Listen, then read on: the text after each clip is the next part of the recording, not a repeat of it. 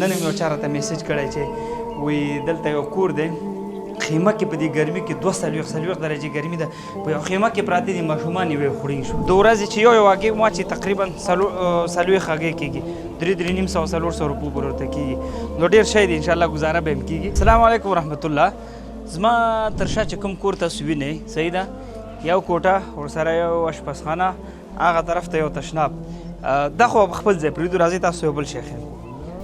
دلته دا صاحبان خو تاسو وینئ تقریبا 40 دانې دي ښه که درته وایم په دغه کور کې چې زه ولاړ یم دغه کور کې 2 ځوانان پیدا شوي دي هغه هم یو ورور یو شخصي شرکت کې ډریور و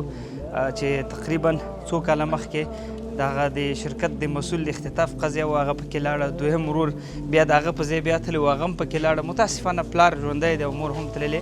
واړه یتیمان ورپاتې نو کور کې مشکلات او کوټې نه وي الحمدلله مقصود ورور ورسره ننګیالی ورور زموږ په لندن کې اوسي د هغې مرسته وه چې الحمدلله ثم الحمدلله دا یو کوټه ورسره یو تشناب اشپزخانه یو تشناب دا جوړ سو نو د ننګیالي ورور په مرسته باندې لله الحمد دغه خور لپاره 40 دانې د هګیو چرګانې راوړي دي دا مو ورته واچولې تاسو کلیپ وینئ جلال آباد ګرمي ولې دي ته به لږ زره دانه هم ور واچو بیا به نورې سره خبرې هم کوو ښه دا دی دانه مو ورته واغېستله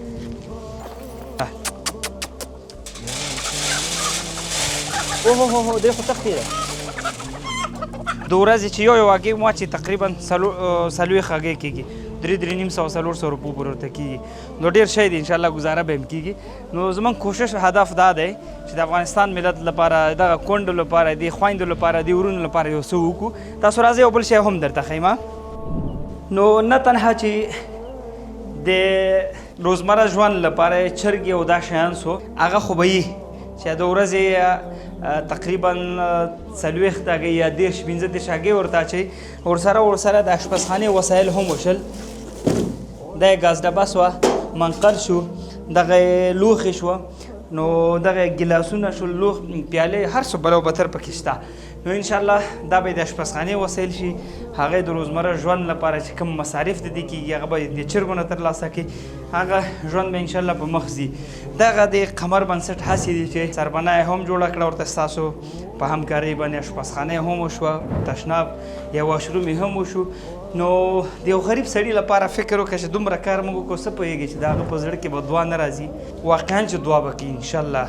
او دا دعا به انشاءالله قبلیږي تاسو چې مې مخکې ویلی چې مقصود ورور تاسو پوهېږي دا زموږ ستاسو افغان ورور نه دی د بل هېواد نه دی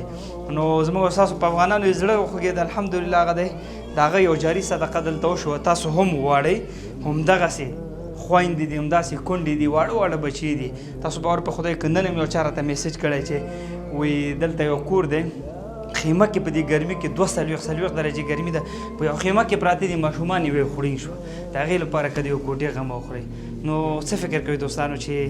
موږ سره وس او توان وي الله به موږ نه پوښتنه نه کوي یو خبره به درته بل وکړم دغسې کارونه کول په الله قسم چې اطمینان او سکون زړه کې او په مال کې برکت پیدا کوي که نه تاسو همدا اوس امتحان وکړئ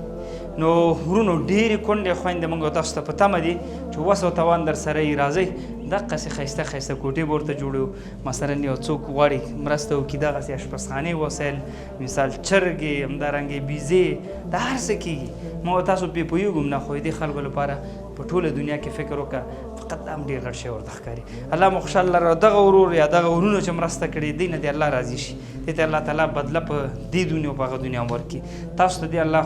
اجر درکړي او خوشحاله اوسئ تر بلې برنامې چې بیا ستاسو حضور ته حاضرېږم